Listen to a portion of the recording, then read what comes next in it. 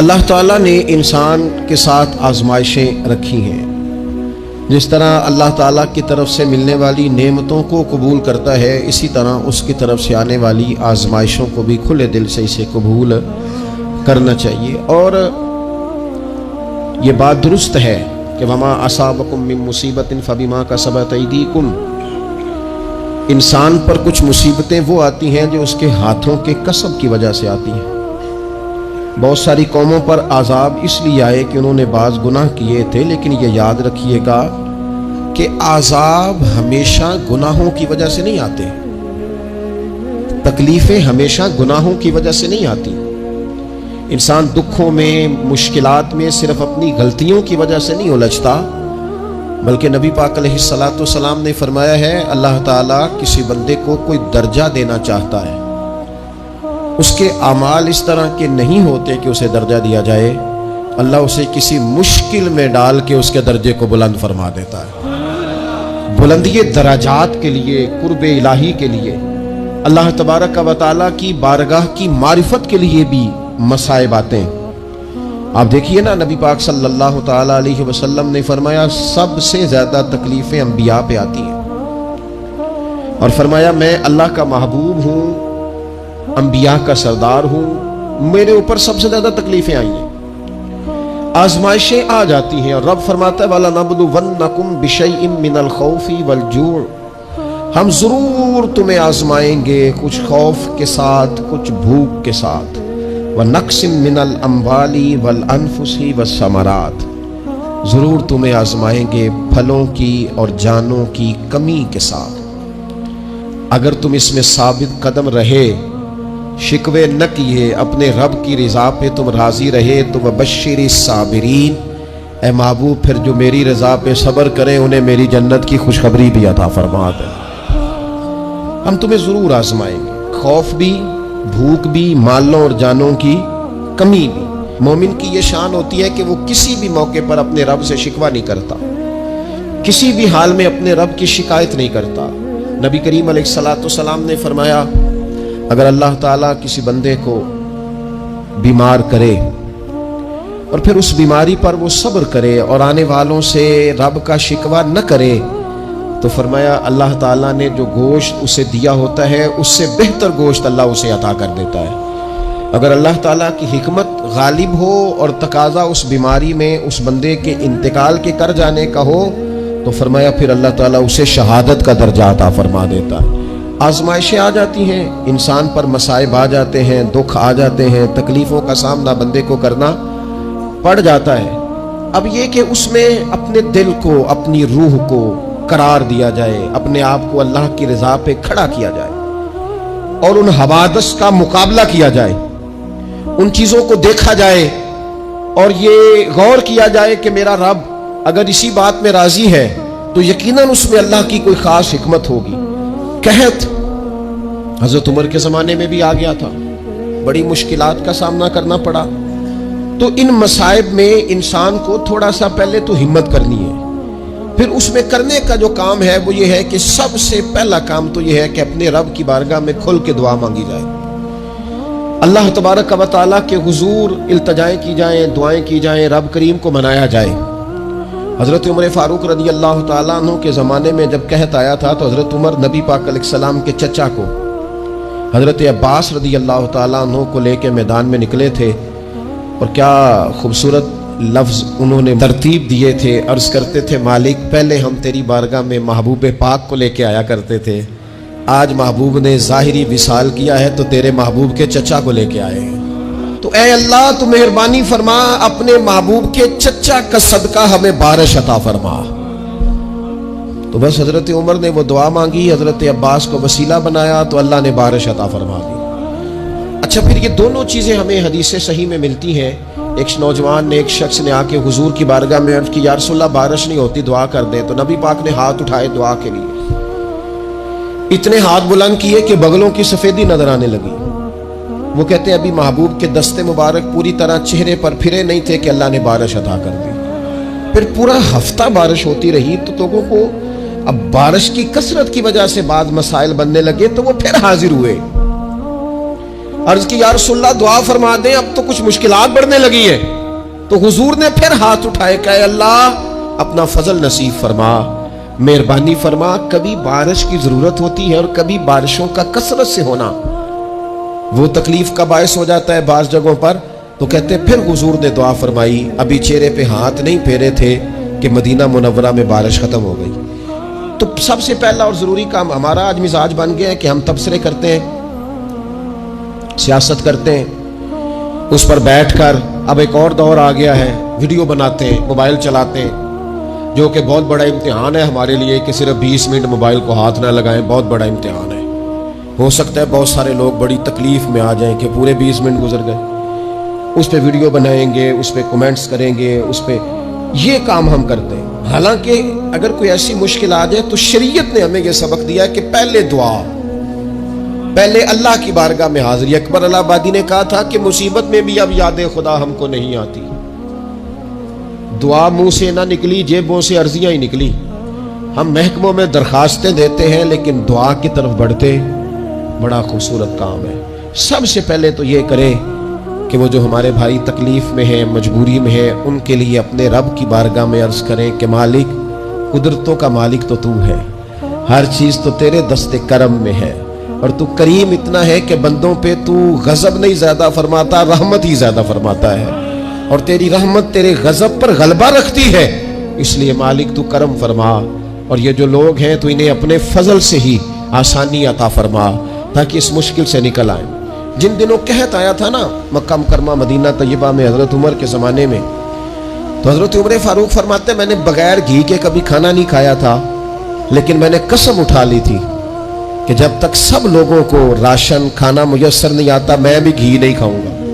یہ جو اضافی اخراجات ہیں، ایڈوانس گاڑیاں بک کرانا، نئے ماڈل کے موبائل خریدنا، یہ جو ہمارے صرف ناز نخرے ہیں، صرف ان کو تھوڑا سا کلوز کر لو۔ عجیب بات ہے نا، عجیب ظلم ہے نا کہ ایک بچہ رات کو اس لیے کھانا نہیں کھا رہا کہ اس کی مرضی کا پکا ہوا نہیں، اور ایک طرف میرے ہی وطن میں اس ویڈیو نے بھی میری چیخیں نکلوا دی جس میں ایک بیٹی، اور اس کی عمر بھی بالکل اتنی ہے جتنی میری بیٹی کی عمر ہے، اس سے وہ صحافی پوچھتا ہے پاؤں اس کے ننگے ہیں اور پاؤں پہ کیڑے چڑھ رہے ہیں، تو اس سے پوچھتا ہے پتر کیا چاہیے؟ وہ کہتی ہے صرف روٹی کھانی ہے، کوئی مطالبہ نہیں، کوئی مطالبہ نہیں، روٹی دا دکھ نہ پوچھو، یہ روٹی بندہ کھا جا دیجیے، روٹی بندہ کھا جاتی۔ اللہ کریم نے فرمایا وَتَعَاوَنُوا عَلَى الْبِرِّ وَالتَّقْوَى، جب تقوی اور پرہیزگاری کا معاملہ ہو تو ایک دوسرے کے ساتھ تعاون کرو، ایک دوسرے کے ساتھ تعاون کرو، ایک دوسرے کا آگے بڑھ کے بازو تھامو، خیر کے کاموں میں ایک دوسرے کی مدد کرو، آگے نکلو۔ ہو جاتا ہے کبھی کبھی ایسا کہ ایک بھائی کے پاس بہت زیادہ مال ہوتا ہے، دوسرے کے پاس کم ہوتا ہے، اور نبی پاک صلی اللہ تعالی علیہ وسلم نے ارشاد فرمایا کہ یاد رکھنا اللہ تبارک و تعالی اتنی دیر تک تمہاری مدد کرتا ہے جب تک تم اپنے بھائی کی مدد کرتے رہتے ہو، اللہ تمہارا مددگار رہتا ہے۔ اور یہ جو مسلمان ہوتے ہیں، مومن، کلمہ پڑھنے والے، ان کے بارے میں میرے نبی پاک علیہ الصلوۃ والسلام نے فرمایا کہ یہ ایک جسم کی مانند ہے، ایک جسم کی طرح ہے۔ مومن ایک جسم کی طرح ہے، جس طرح یہ پورا جسم ہوتا ہے۔ اور حضور نے مثال دے کے بات سمجھائی، فرمایا جسم کا ایک حصہ تکلیف میں ہونا تو سارا جسم اس کا کرب محسوس کرتا ہے، یعنی درد صرف دانت میں ہے لیکن روٹی کھانے کو دل نہیں کرتا، کسی سے بات کرنے کو دل نہیں کرتا، اٹھ کے باہر جانے کو طبیعت نہیں چاہتی، پورا وجود اس کا کرب، اس کی تکلیف محسوس کرتا ہے۔ فرمایا جس طرح ایک جسم کے ایک حصے کو تکلیف ہو، آپ مجھے بتائیے نا، آپ کے دانت میں تکلیف ہے تو کیا کبھی آپ کے دماغ نے کہا ہے کہ ڈاکٹر کے پاس نہیں جانا؟ پیروں نے کہا ہے میں نے نہیں چل کے جانا، یہ تو مسئلہ صرف اور صرف دانت کا ہے، دانت جانے، اس کا کام جانے؟ ایسا ہوتا نہیں۔ دانت میں تکلیف ہوتی ہے تو ذہن منصوبہ بندی کرتا ہے، وہ کہتا ہے یار یہ پتہ کرو دانت کا ڈاکٹر کہاں بیٹھتا ہے، پھر آپ کی زبان ہلتی ہے، معلومات کرتی ہے، پھر آپ کے پیر چل کے وہاں جاتے، اور پھر آپ اپنے دل سے ما فی ضمیر وہاں بیان کرتے، پھر آپ اپنا کمایا ہوا سرمایہ خرچ کرتے ہیں، بھئی ایک دانت کو تکلیف ہے تو رہنے دو، سارے جسم کو کام میں کیوں لگایا ہے؟ تو معنی یہ ہے کہ جب جسم کا ایک حصہ تکلیف میں ہو، باقی سارے سپورٹ کرتے ہیں تاکہ وہ ٹھیک ہو جائے۔ تو حضور نے فرمایا میرے سارے مومن ایک جسم کی طرح، سارے مکے سے ہجرت کر کے مدینے آئے، گھر بار پیچھے رہ گئے، جائیدادیں پیچھے رہ گئی، کاروبار پیچھے رہ گئے، حضور نے فرمایا تم بھائی ہو۔ لیکن وہ صحابہ تھے نا، انہوں نے بھائی بھائی اپنے آپ کو صرف تقریروں میں نہیں سمجھا تھا، انہوں نے اپنے آپ کو بھائی بھائی صرف محفلوں کے نعروں میں نہیں سمجھا تھا، انہوں نے اپنے آپ کو بھائی بھائی صرف ادیب شاعر کی شاعری میں نہیں سمجھا تھا، وہ من سے ان کی آوازیں آتی تھی ہم سچ مچ کے بھائی ہیں، انہوں نے طے کر لیا تھا کہ ہم بھائی ہیں۔ لہذا جب حضور نے کہا نا آپ تمہارے بھائی وہاں سے ہجرت کر کے آئے ہیں تو ان کی مدد کرو، تو پھر انہوں نے صحیح والا بھائی سمجھا، دھاگا رکھ کے اپنا گھر تقسیم کر کے آدھا اپنے بھائی کو دیا، کاروبار بانٹ کے اپنے بھائی کو دیا، جس کے پاس 4 اونٹ تھے اس نے 2 اپنے بھائی کو دے دیے، چلتے کاروباروں میں بھائیوں کو شریک بنا لیا۔ انہوں نے انہیں اس طرح کر کے رکھا کہ پھر وہ جو مہاجر تھے وہ مہاجر رہے ہی نہیں، انہیں یوں لگا کہ ہم تو ایک گھر سے اپنے دوسرے گھر میں شفٹ ہوئے، انہیں کسی جگہ بھی کوئی تکلیف نہیں آئی۔ لیکن امیر آدمی غریب کو بھائی سمجھنے کو تیار ہوتا نہیں، تگڑا بندہ چھوٹے کے قریب جانے کے لیے راضی ہوتا نہیں، جب تک وہ خاص ذہن نہ بنے جو ذہن ہمیں رسول پاک صلی اللہ علیہ وسلم نے عطا کیا، اتنی دیر تک انسان اس مقام تک پہنچ نہیں سکتا جہاں وہ اپنے بھائی کے لیے خیر کا معاملہ کرے۔ تو ایک تو یہ کہ ہمیں آگے بڑھنا چاہیے، ان لوگوں کو اپنا بھائی جاننا چاہیے۔ چوتھی بات، اسلام کے اندر نا ہر ذی روح کے ساتھ نیکی کرنے کا اجر ہے، ہر تر جگر والے کے ساتھ نیکی کرنے کا ثواب ہے۔ اسلام کے اندر جو تر جگر رکھتا ہے، جس کے وجود میں روح ہے، اس سے نیکی کریں اجر ملے گا، صحیح حدیث میں موجود ہے نا۔ اور میرا خیال ہے آپ سب کو وہ حدیث آتی ہے کہ نبی پاک علیہ السلام نے فرمایا کہ ساری زندگی گناہ کرنے والی عورت نے کتے کو پانی پلایا تھا تو رب نے بخشش فرما دی، کتا حلال جانور بھی نہیں، کتے کو پانی پلایا، ساری زندگی کے گناہ تھے، اللہ نے معاف کر دیا۔ کوئی بھی تر جگر والا ہو، آپ مجھے بتائیے ایک کتے کو پانی پلانے سے رب معاف کرتا ہے، تو اگر کوئی کسی انسان کی خدمت کرے، اور نرا انسان نہیں مسلمان، اور نرا مسلمان نہیں مدینے والے کا غلام، رسول اللہ کا کلمہ پڑھنے والا، اس کے ساتھ نیکی کرنے سے اللہ کتنا اجر عطا فرمائے گا۔ تو عزیز بھائی، مخلوق خدا سے جب لوگ پیار کرتے ہیں، جب لوگ محبت کرتے ہیں، اور جب ہمارے دل نرم، ہمیں نا مادہ پرست بنایا گیا ہے کچھ عرصے سے، ہمارا ذہن بنا دیا ہے، اور یہ ڈھیر سارے لوگ ہیں جو تقسیم کرتے ہیں ذہنوں کو، ڈھیر سارے لوگ، اس میں بعض مذہبی لوگ بھی شامل ہیں الا ماشاءاللہ، جو ذہن تقسیم کرتے ہیں، چھوٹی چھوٹی اپنے لالچ کے لیے لوگوں کو ایک دوسرے سے دور کرتے ہیں۔ یہ تقسیم کار ہمارا عام حصہ ہے، عام جز ہے۔ یاد رکھنا، جب قومیں مادہ پرست ہو جاتی ہیں نا، جب وہ ہر چیز کو پیسے میں تولتی ہیں اور پہلے اپنا نفع دیکھتی ہیں، پھر وہ معاشرہ انسانوں کا معاشرہ نہیں رہتا، وہ تاجروں کا معاشرہ ہوتا ہے، وہاں ہر چیز سیل ہوتی ہے، بیچی جاتی ہے۔ دوستو، قلبی طور پر جب دلوں میں گنجائش ہوتی ہے، جب ہمارے دلوں میں وسعت ہوتی ہے، جب ہمیں پیار کرنا آتا ہے، 2 آدمیوں کا کھانا 3 آدمی کھا سکتے ہیں، شرط یہ ہے کہ وہ تیسرے کو بٹھانے کی وسعت رکھتے ہوں۔ 4 آدمیوں کا کھانا 5 آدمی کھا سکتے ہیں، شرط یہ ہے کہ ان کے دلوں میں گنجائش موجود ہو۔ یاد رکھنا، ایک چھت کے نیچے ایک ہی گھر کے اندر 4-5 خاندان گزارا کر سکتے ہیں، شرط یہ ہے کہ ان کے دلوں میں گنجائش موجود ہو، شرط یہ ہے کہ وہ قلبی کیفیات وہی رکھتے۔ لیکن ہمیں نا کچھ مست سا کر دیا گیا ہے اپنی اپنی دنیا داری میں، کچھ محب سے ہیں، کچھ اس طرح کا ماحول بنا دیا گیا، مجھے کیا لینے دیں، کیا لینے دیں مجھے۔ مذہبی لوگ بھی اتنے لاکھ کی محفل نعت، اتنے لاکھ کا عرس، اتنے لاکھ کی فلانی شے، اور خدا کے بندو کچھ دیر کے لیے چھوڑ لو، کچھ دیر کے لیے مہربانی کر لو، اور دیکھو تو صحیح ضرورت کس چیز کی زیادہ ہے۔ چلو کوئی تو گنجائش پیدا کرو زندگی میں، کہیں کسی ایک چیز کو روک لو۔ مستحب کا اور واجب کا فرق ہی نہیں سمجھتے۔ اقبال کہنے لگے، یہ کسی شوخ نے لکھ دیا یہ جملہ محراب مسجد پر کہ یہ ناداں گر پڑے سجدے میں جب وقت قیام آیا۔ وقت تو قیام کا تھا، تم سجدوں میں ہو، اٹھنے کا ٹائم تھا، لوگوں کی مدد کرنے کا وقت تھا، اور تم ابھی بھی اپنے ختمات شریف میں الجھے ہوئے ہو۔ کل 10واں چہلم مستحب ہے، 2 آدمی بیٹھ کے ختم دلا لے ہو جاتا ہے۔ یہ باقی کا لاکھوں روپے کا مال ان جگہوں پہ پہنچایا جائے جہاں ضرورت ہے۔ محفل نعت آپ کے محلے کا نوجوان بھی نعت پڑھ سکتا ہے، مقامی خطیب کو بھی تقریر آتی ہے، ہر جمعے کرتا ہے، اور بڑے کام ہے کرنے والے، لیکن وہ بس ٹھیک ہے ہم جہاں لگ گئے وہاں سے ہلنے کو تیار ہی نہیں، ایک مخصوص سا مزاج بنا لیا، اس سے باہر آنا ہی نہیں چاہتے، پسند ہی نہیں کرتے۔ تو اپنی زندگی کے اندر وسعت پیدا کریں، اپنے دل میں وسعت پیدا کریں۔ یاد رکھیں جب بندہ کسی کے بچوں کا سوچتا ہے تو اللہ اس کے بچوں پر فضل فرماتا ہے۔ جب انسان کسی کا گھر آباد کرتا ہے رب اس کا گھر آباد کرتا ہے۔ حضرت ابوبکر صدیق فرمایا کرتے تھے تو اللہ کے دین کی خدمت میں لگ جا، تیرا ذاتی کوئی کام رب روکنے نہیں دے گا، وہ سارے تیرے کام ہوتے رہیں۔ ہم کیا سمجھتے ہیں کہ تگڑی تقریروں سے لوگوں کو قریب کر لیں گے؟ ہم کیا سمجھتے ہیں کہ بڑے بڑے پوسٹر لگائیں گے محفلوں کے تو لوگوں کو؟ ہم کیا سمجھتے ہیں حساب صرف نمازوں کا ہونا ہے؟ ہم کیا سمجھتے ہیں کہ حساب صرف ہم سے سجدوں کے بارے میں پوچھا جائے گا؟ یہ بھی سوال ہوگا، یہ بھی صحیح بخاری مسلم میں موجود ہے، صحیح حدیث میں موجود ہے کہ رب فرمائے گا او بندے میں بھوکا تھا تو نے مجھے روٹی نہیں کھلائی، میں پیاسا تھا تو نے پانی نہیں پلایا، کپڑوں کی عادت تھی تو لے کے نہیں آیا، میں بیمار تھا تو نے تیمارداری نہیں کری۔ مالک تو کھانے سے پاک، پینے سے پاک، پہننے سے پاک، بیماری سے پاک۔ رب کریم فرمائے گا وہ جو تیرے پڑوس میں بندہ بیمار تھا تو میں ہی تو تھا نا، وہ جو تیرے پڑوس میں آدمی بھوکا تھا تو بندہ تو میرا ہی تھا نا، وہ جو تیرے دائیں بائیں لوگوں کو حاجت تھی تو وہ میرے ہی بندے تھے۔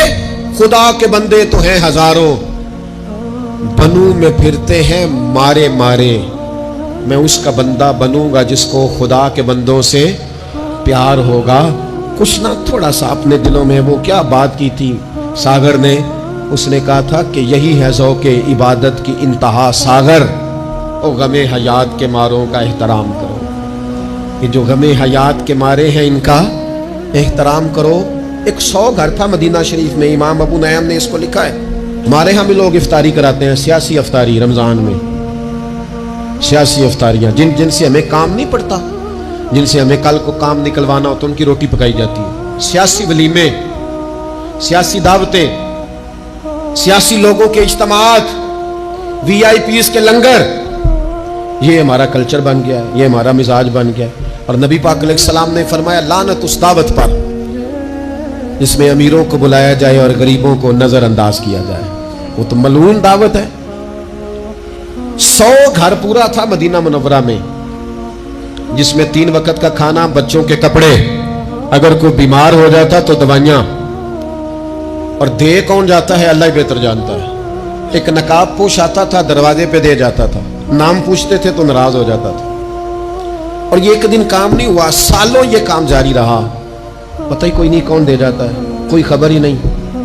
پھر اچانک 2-3 دن ہو گئے، وہ لنگر آنا بند ہوا، وہ اخراجات اٹھانے ختم ہوئے۔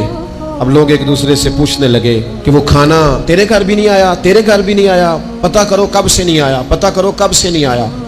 تو طے ہو گیا، جب لوگوں نے تاریخیں لگانی شروع کی، ایک دوسرے کے ساتھ ملانی شروع کی، تو 18 محرم سے میرے گھر نہیں آیا، ہاں ہمارے ہاں بھی 18 محرم سے نہیں آیا، پتہ کرو، تحقیق کرو۔ پتہ چلا کہ 18 محرم کو امام زین العابدین کا وصال ہوا ہے۔ سیدہ پاک کا یہ شہزادہ،